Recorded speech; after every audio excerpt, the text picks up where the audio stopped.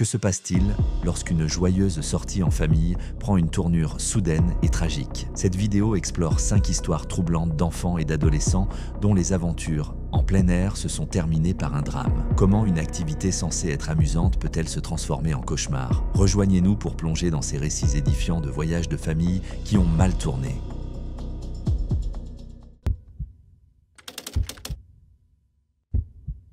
En 2011, dans le village reculé de Termalnie, près de Petropavlovsk-Kamtchatski, dans la péninsule du Kamtchatka, en Russie, Olga Moskaliova, 19 ans, campait avec son beau-père, Igor Tsiganenkov. Ils pêchaient au bord d'une rivière et profitaient d'une journée paisible lorsque leur journée s'est transformée en cauchemar. Une ours brune les ayant attaqués. Igor fut le premier à être agressé. L'ours le maîtrisa, lui brisant le cou et lui écrasant le crâne. Olga vit l'attaque et courut à une 60aine de mètres, espérant s'échapper. Mais l'ours, suivi de ses 3 oursons, rattrapa Olga et lui saisit la jambe. Malgré la douleur intense et la peur, Olga parvint à appeler sa mère, Tatiana. Pendant l'heure qui suivit, Olga donna à sa mère un récit déchirant et en direct de sa mort. Lors du premier appel d'Olga, elle criait d'agonie, implorant désespérément de l'aide. Initialement, Tatiana pensa que sa fille plaisantait, mais lorsqu'elle entendit les bruits terrifiants de l'ours grognant et mâchant, elle réalisa que la situation était réelle. Tatiana, ne sachant pas qu'Igor était déjà mort, tenta de l'appeler mais n'obtint aucune réponse. Elle appela ensuite les autorités locales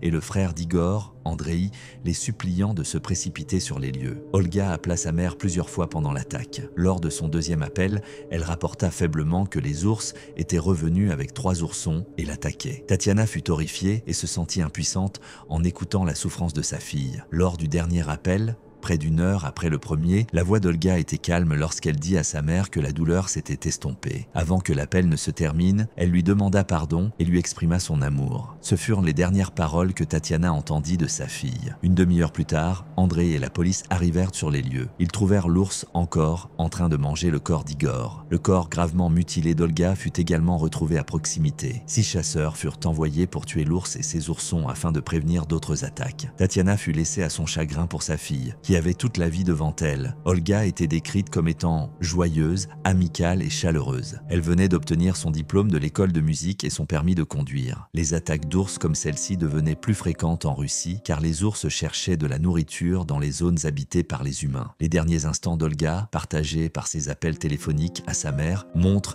la réalité brutale des dangers de la nature et l'impuissance ressentie par ceux qui ne peuvent qu'écouter. Ils témoignent également des rencontres imprévisibles et souvent mortelles qui peuvent survenir lorsque les humains et les animaux sauvages croisent leur chemin. Le 1er juin 2024, il faisait un temps ensoleillé à Limerick, Maine. La famille Morgan, originaire de Stockholm, New Jersey, était en vacances bien méritées. Jesse Morgan, pasteur, sa femme Bethany et leurs 4 enfants passaient du temps de qualité ensemble dans un chalet au bord d'un lac. Ces vacances devaient être un moment de repos et de rapprochement, loin de leur vie bien remplie à la maison. Lucy Morgan, leur fille de 6 ans, était pleine de vie. Elle aimait le Chick-fil-A, le dessin, la danse, le football et passait du temps avec sa famille. Lucy était également curieuse de sa foi et avait récemment demandé à sa mère, Bethany, comment être avec Dieu et être sauvée. Bethany le lui avait expliqué et Lucy, avec son indépendance caractéristique, avait voulu prier toute seule. Elle avait ensuite écrit dans son journal sur sa foi naissante, exprimant son amour pour Dieu en mots et en images. Ce jour-là, la famille Morgan profitait d'un après-midi paisible. Ils prenaient un déjeuner rapide au bord du lac lorsque les enfants ont décidé de jouer au badminton dans la cour avant. La plus jeune, Lucy, était assise en retrait, regardant ses frères et sœurs avec enthousiasme. Jesse et Bethany se détendaient à l'arrière lorsqu'ils ont entendu un cri soudain. Se précipitant à l'avant, ils ont découvert une scène horrible. Dans un accident étrange, la tige en aluminium d'une raquette de badminton s'était cassée de son manche en bois et avait transpercé le crâne de Lucy. L'objet pointu avait causé une lésion cérébrale catastrophique. Lucy respirait encore, mais ne réagissaient pas. Jesse et Bethany ont tenu leur fille, implorant Dieu pour un miracle. Les services d'incendie et d'urgence médicale de Limerick sont arrivés rapidement et Lucy a été transportée dans un hôpital local avant d'être héliportée au Maine Medical Center à Portland. Les médecins du centre médical ont retiré une partie du crâne de Lucy pour soulager la pression sur son cerveau. Malgré leurs efforts, son état n'était pas stable. Les fonctions cérébrales de Lucy avaient pratiquement cessé et il était peu probable qu'elle se rétablisse. Les Morgan ont été informés de se préparer au au pire. Ils ont passé les jours suivants dans une douleur incompréhensible, espérant un miracle mais se préparant à l'inévitable. Jessie a documenté leur voyage éprouvant sur son blog, partageant les difficultés de la famille et leur foi. Le 4 juin, le matin du jour où Lucy devait s'éteindre, les cris de douleur de Bethany ont été entendus dans tout l'hôpital, lui rappelant le jour où elle avait donné naissance à Lucy près de 7 ans auparavant. La douleur d'une mère perdant son enfant était indescriptible. Les Morgan ont été confrontés à la tâche déchirante d'expliquer la situation aux 3 frères et sœurs de Lucy. Shiloh, 8 ans, s'est effondré immédiatement, incapable d'imaginer la vie sans sa sœur. Edgy, 4 ans, s'est accroché à ses parents, posant des questions sans fin à sa manière habituelle. Silas, 10 ans, a essayé d'être fort mais s'est finalement effondré, déclarant qu'il ne voulait plus être une famille de 5. Au fil des jours, les Morgan ont trouvé du réconfort dans leur foi et le soutien de leur famille élargie et de leur communauté religieuse. Ils ont chanté l'hymne préféré de Lucy, « He Will Hold Me Fast » à son chevet. Le 5 juin, à 1h32 du matin, Lucy a été déclarée en état de mort cérébrale. Quelques heures plus tard, son cœur s'est arrêté de battre. Le retour à la maison dans le New Jersey fut une autre épreuve. La famille est arrivée pour trouver leur marche couverte de fleurs et leur réfrigérateur rempli de nourriture, mais entrer dans leur maison a été l'une des choses les plus difficiles qu'ils aient jamais faites. Ils se sont assis sur les marches du perron, pleurant ensemble, avant de rassembler le courage d'entrer. Une fois à l'intérieur, ils se sont effondrés sur le sol de la cuisine, submergés par le chagrin. Au milieu de leur douleur, ils ont fait une découverte inattendue. Le journal de prière de Lucy, qui lui avait été donné un mois avant sa mort, contenait ses prières sincères et ses dessins. La dernière entrée était une image que Shiloh croyait représenter Marie et Marthe pleurant sur le corps de Lazare, un reflet de la compréhension de Lucy de la foi et de la résurrection. Cette découverte a réconforté la famille en deuil, affirmant la foi profonde, quoique enfantine, de Lucy. L'épreuve de la famille ne s'est pas terminée avec le décès de Lucy. Jessie a continué à partager leur parcours sur son blog, faisant part de leurs douleurs et de leurs efforts pour trouver la lumière au milieu de l'obscurité. La communauté s'est mobilisée autour d'eux, recueillant plus de 135 000 $ via une campagne GoFundMe pour soutenir la famille. Alors qu'ils traversaient leur deuil, les Morgan se sont accrochés à leur foi. Les articles de blog de Jessie étaient bruts et honnêtes, détaillant les tentatives de la famille pour faire face à leurs pertes. Il a écrit sur l'or au fond d'un puits sombre et profond, trouvant des preuves de la grâce de Dieu dans les petites miséricordes qu'ils éprouvaient. Malgré leur chagrin, les Morgan ont trouvé des moments de joie, se souvenant du rire et de l'amour de Lucy. Les funérailles de Lucy ont eu lieu le 15 juin à la Green Pond Bible Chapel à Rockaway Township. Elles ont été diffusées en direct pour ceux qui ne pouvaient pas y assister. Le service a célébré la vie et la foi de Lucy, montrant son impact sur ceux qui l'entouraient malgré son court passage sur Terre.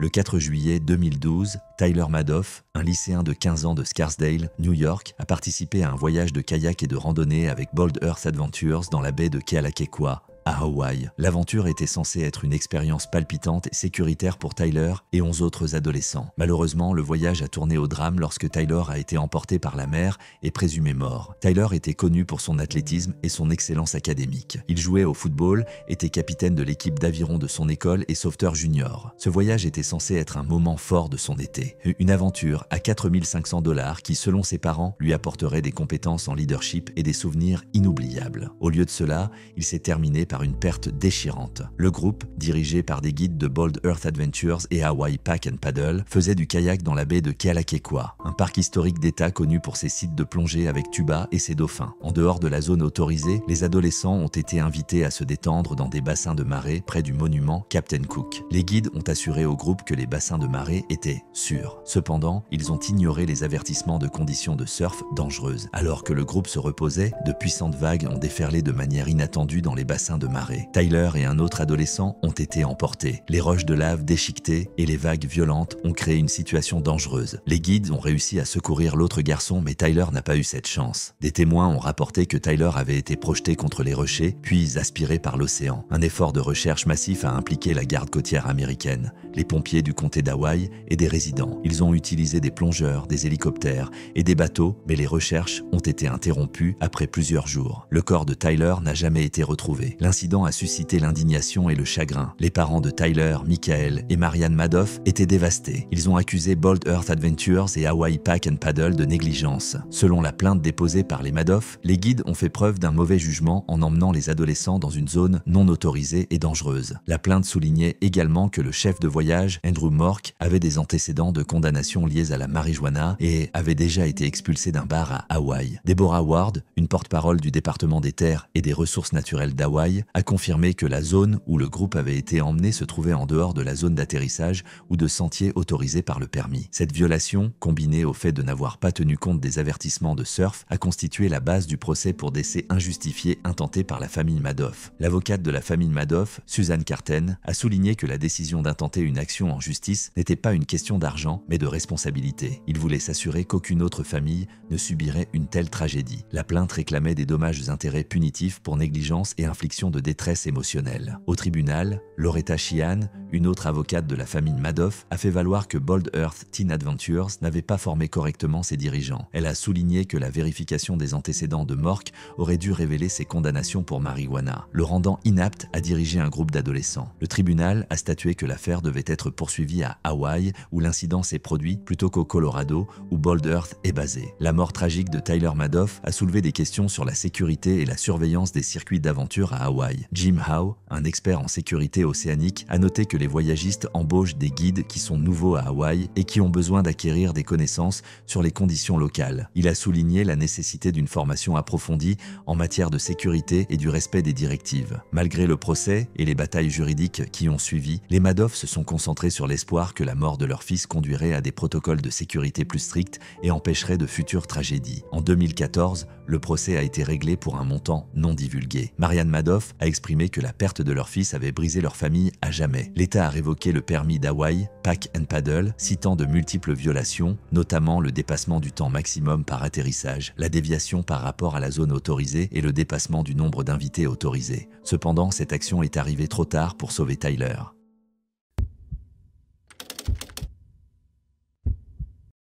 Le 31 juillet 2023, un accident tragique s'est produit au parc provincial du lac Okanagan, près de Summerland, en Colombie-Britannique. La famille Baker, composée de Keith et Sky Baker et de leurs 4 garçons, profitait d'un séjour en camping. Parmi eux se trouvait le petit Cash Baker, 3 ans, connu pour sa nature curieuse et douce. Cash aimait aider les autres et s'était fait une nouvelle amie lors de ce voyage, la fille de Ruven Stogren. Les Baker étaient une famille passionnée de plein air, et même si Ruven était nouvelle dans le camping, elle se sentait à l'aise avec eux. Les enfants jouaient ensemble, profitant du grand air et du magnifique paysage. Cash était particulièrement excité. Il avait même aidé la fille de Ruven à mettre ses chaussures avant qu'elle n'aille au jouet, montrant sa nature bienveillante. La journée était censée être remplie de plaisir. Le terrain de camping était animé par des familles profitant du lac et de la nature. Cependant, cette scène paisible s'est transformée en cauchemar. En milieu de matinée, un accident tragique s'est produit près du camping. Un arbre pourri sur le terrain de camping de la famille s'est déraciné de manière inattendue et est tombé, frappant Cash Baker. Ruven Stogren, qui se trouvait à l'aire de jeu du camp avec sa fille, a entendu les cris. Son mari, la deuxième personne sur les lieux, l'a appelée, sachant qu'elle était infirmière. La mère de Cash, Sky, a été la première à l'atteindre. Le traumatisme de l'incident était si intense que les détails étaient flous pour ceux qui en ont été témoins. Ruven s'est précipité sur les lieux et a immédiatement pris le relais de la RCR de ceux qui l'avaient commencé. Malgré tous leurs efforts, il était clair que la situation était désastreuse. Une ambulance a été appelée et Cash a été rapidement transporté à l'hôpital général de Kelowna. Les ambulanciers ont fait tout ce qu'ils pouvaient, mais les blessures étaient trop graves. Cash est décédé peu de temps après son arrivée à l'hôpital. La nouvelle a été dévastatrice. Le petit garçon plein de vie et de curiosité avait disparu. L'incident a été décrit comme un accident étrange. La bûche qui s'est déplacée et est tombée faisait partie d'un arbre déjà au sol, possiblement affaibli par la pourriture. Ce fut un événement inattendu et tragique qui a choqué la famille Baker et leurs amis. Ruven, qui rencontrait Cash pour la première fois lors de ce voyage, a été profondément touchée. Elle l'a décrit comme l'un des petits garçons les plus adorables qu'elle ait jamais rencontrés. Il était curieux, gentil et toujours désireux d'aider. Sa perte est inimaginable. Dans les jours qui ont suivi l'accident, la communauté a soutenu la famille Baker. Une collecte de fonds a été lancée pour aider à couvrir les frais funéraires et soutenir la famille pendant cette période difficile. Jusqu'à présent, elle a permis de recueillir plus de 35 000 $, témoignant du soutien et de la compassion de la communauté. L'objectif est d'atteindre 50 000 $, permettant à Keith, le seul soutien de famille, de prendre congé pour être auprès de sa famille pendant son deuil. Les responsables des parcs de la Colombie-Britannique ont ouvert une enquête sur l'incident. Habituellement, des évaluations des arbres dangereux sont effectuées chaque printemps avant l'ouverture des parcs. Des évaluateurs certifiés recherchent les arbres qui présentent un risque et évaluent leur potentiel de défaillance. Il reste à déterminer si la bûche qui a frappé Cash faisait partie de ces évaluations. L'enquête vise à fournir des réponses et à assurer la sécurité des visiteurs du parc à l'avenir. Les backers doivent maintenant faire face à leur immense chagrin. Leurs vies ont été changées à jamais. Ruvain, qui a travaillé aux urgences et a déjà été confrontée à des traumatismes, a décrit l'incident comme le pire qu'elle ait jamais vu. Les efforts de toutes les personnes présentes au camping pour aider, tant physiquement qu'émotionnellement, ont été profonds. Pourtant, la douleur reste insupportable. La communauté de Port Coquitlam, où vivent les backers, a également partagé ses condoléances. Le maire Brad West a exprimé sa peine face à la nouvelle et a exhorté les gens à faire un don à la collecte de fonds. Il a souligné la douleur inimaginable de perdre un enfant et l'importance du soutien communautaire en de tels moments. L'histoire de Cash Baker est un exemple tragique de la rapidité avec laquelle la vie peut basculer. C'était un gentil garçon, sa famille et ses amis chérissent les souvenirs de sa vie courte mais marquante. Alors qu'ils pleurent, ils sont entourés d'une communauté qui partage leur douleur et est déterminée à les soutenir par tous les moyens possibles.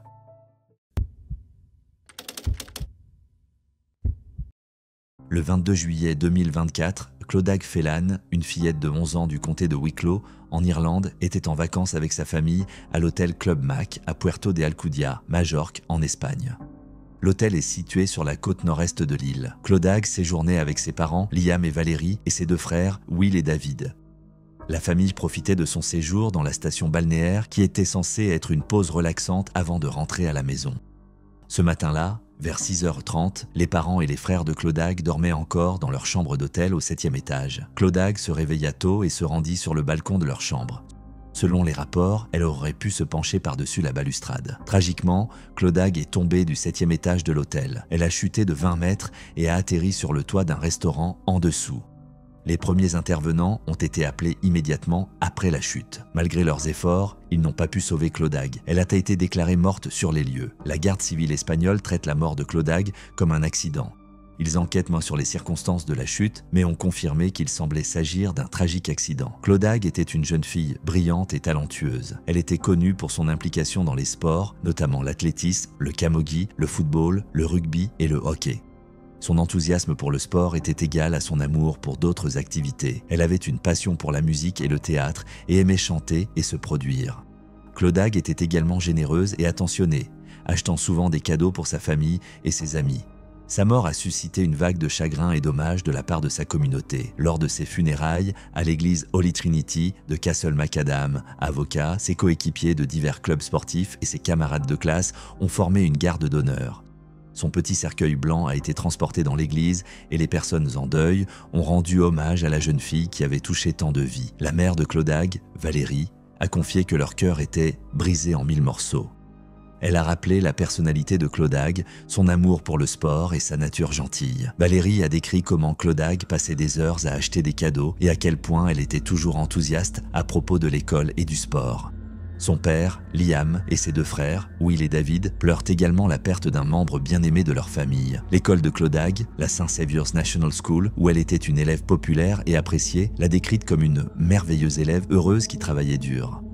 L'école se souvient d'elle comme d'une grande amie pour tous ses camarades de classe et d'une athlète talentueuse. Ses clubs sportifs, notamment le Parnell Athletic Club, le Rathdrum Rugby Club, la Clara Ladies Gaelic Football Association et le Wicklow Hockey Club, ont également rendu hommage à ses compétences et à son engagement. La communauté locale s'est réunie pour soutenir la famille Phelan pendant cette période difficile. Beaucoup ont exprimé leurs condoléances et partagé leurs souvenirs de Clodagh. Sa mort tragique a laissé un vide dans le cœur de ceux qui l'ont connue. Cet événement soulève des questions sur la sécurité dans les environnements hôteliers, en particulier en ce qui concerne la sécurité des balcons pour les jeunes enfants. Quelles mesures auraient pu prévenir cet accident? Comment les familles peuvent-elles s'assurer que de telles tragédies ne se reproduisent plus? L'enquête se poursuit, visant à apporter des réponses et à éviter des incidents similaires à l'avenir.